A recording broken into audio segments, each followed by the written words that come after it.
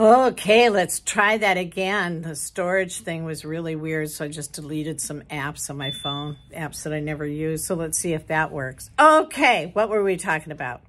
Hi, Radical Gardener. How's everybody doing? How about those earthquakes?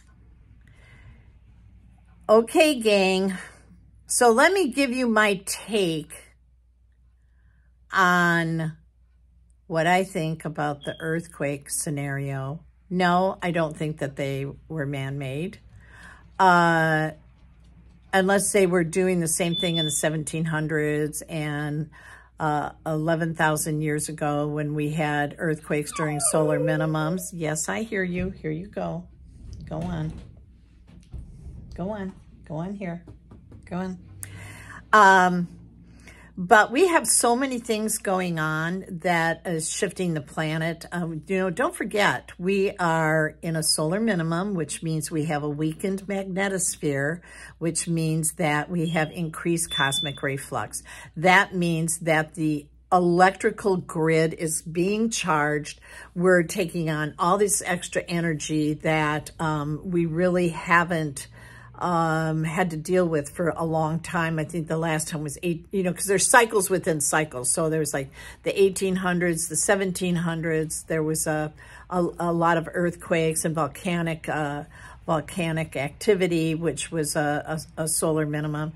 But this is a grand solar minimum, and it's something that this is a grand solar minimum was 11,500 years ago. That was just, that was insane how it impacted the planet. The geography can prove it out. The geological evidence is there. So we have that. You've got the magnetic poles. You have them shifting. You have the grand solar minimum. So there you go. And also it's really interesting, Dutch Sense, who I'm sure a lot of you follow, and he's just incredible at predicting earthquakes. And he'll get into that man-made stuff sometimes, but I love his formulas because they are really accurate. And he talks about how, he called these, and he talked about how that was like a 4.8 on the West Coast and there was a 4.8 on the East Coast, and how these templates are really the same.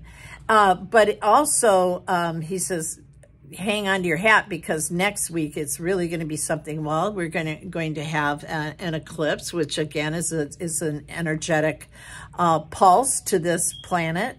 So that, along with everything else, I think we have to be really careful, because things are in hysteria, and when you've got formats like TikTok and look at it, Twitter, TikTok, Facebook, all of it.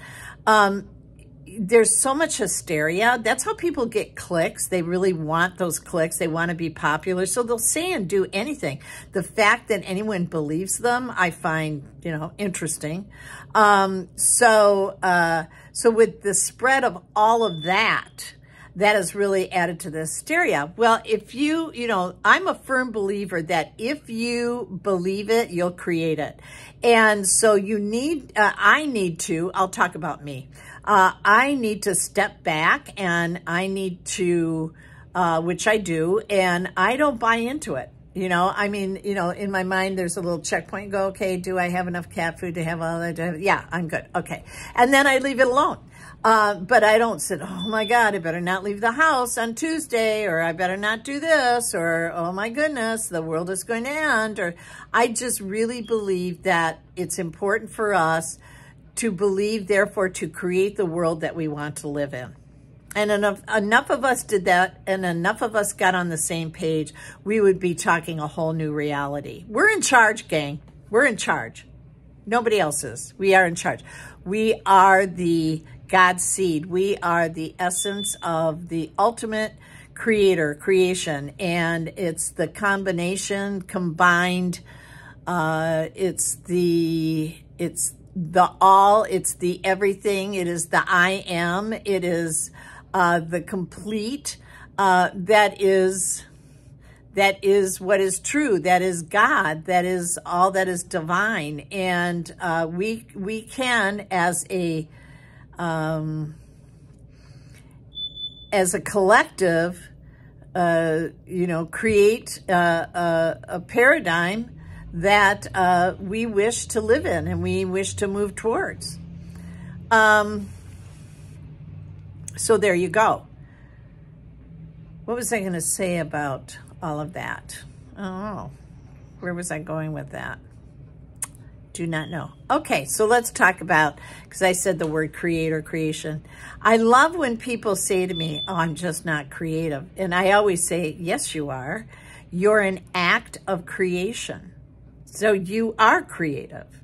You can be creative washing the dishes. You can be creative in how you write, you know, your penmanship. You can be creative in what you put on in the morning. You can be creative in what you're going to do every day as far as like the treatment of others. You can be creative when it comes to how you change your speech or how you, everything is an act of creation. Every single thing, every new thought is an act of creation. So we're all creative. And in the last week, I have felt so much better because you know why? I realized I had been slowly walking away from all that was creative for me. Gardening, writing, posting videos. You know, I'm not doing anything that is feeding my creative juices. And that is what is the ultimate solution to all that is wrong, to all that is negative. And that's true for this world, for this planet, for us, is that being creative is our superpower. You know, the elite or God, what's a good word for the alternate universe, I don't want to say the dark ones, it's not it, but the controllers of the false world, whatever, they are not creative. They don't know how to be creative. That's why they hate us. It's because creation is the death of them. Creativity is the death of them.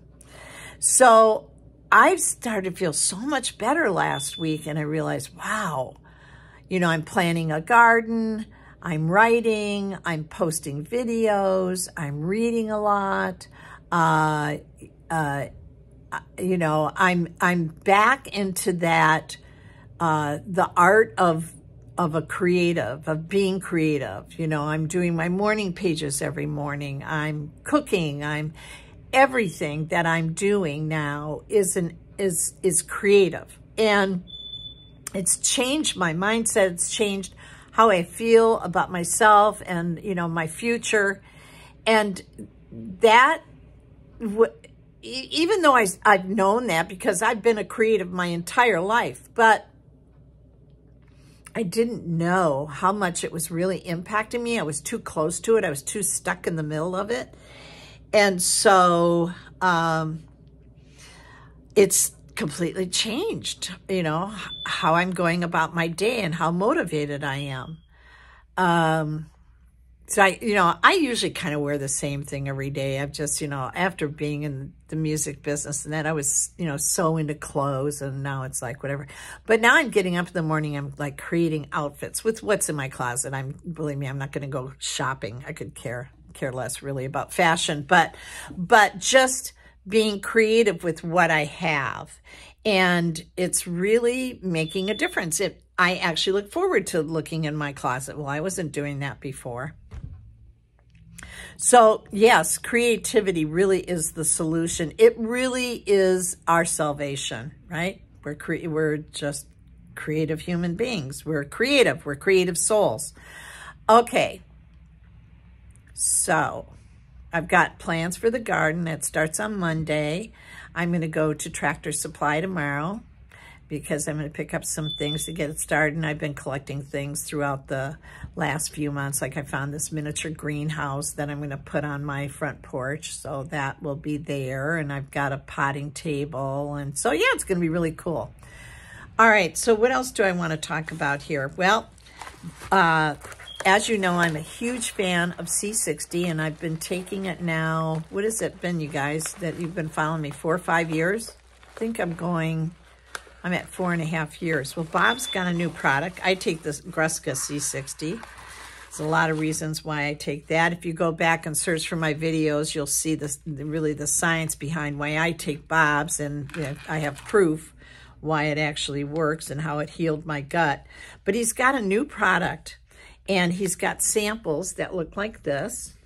See? And this is here.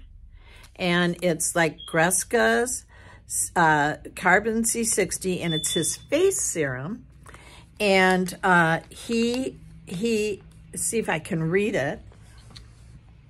Let me turn on this light for a minute. This face serum for topical use only. So let's see. The ingredients are squalene oil. It's spelled S-Q-U-A-L-A-N-E, squalane oil, derived from sugar cane, and it's carbon C60. It's all organic, and there's nothing bad in it. And so, and that oil is known to be really good for the skin. And as you can see, because of C60, I have really great skin and very few wrinkles because I've been taking C60 for so long. It's not how I started out. It's been great for me. Let's see if I can open this up so we can look at the texture of this. So Bob does have samples of this.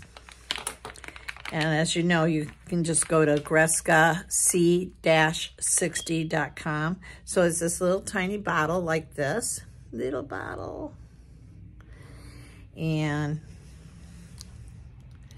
let's see what the texture of that is. Can you see that? That's the texture of it. Oh, that feels really nice. Doesn't feel too oily either. It goes right into the skin. So I'm going to start using this at night and see if there's any kind of a difference. Yeah, so new product from Bob. Bob is doing so well with his C60. His is the only C60 that the frontline doctors are recommending. We've seen some really remarkable things too, as far as like cleaning the blood after you know what by using Bob's C60. We actually, my colleague who is a naturopath is finding through live blood analysis how this is really useful for clearing anomalies in the blood, which is pretty cool. All right, so I will start posting videos on Monday about the garden. And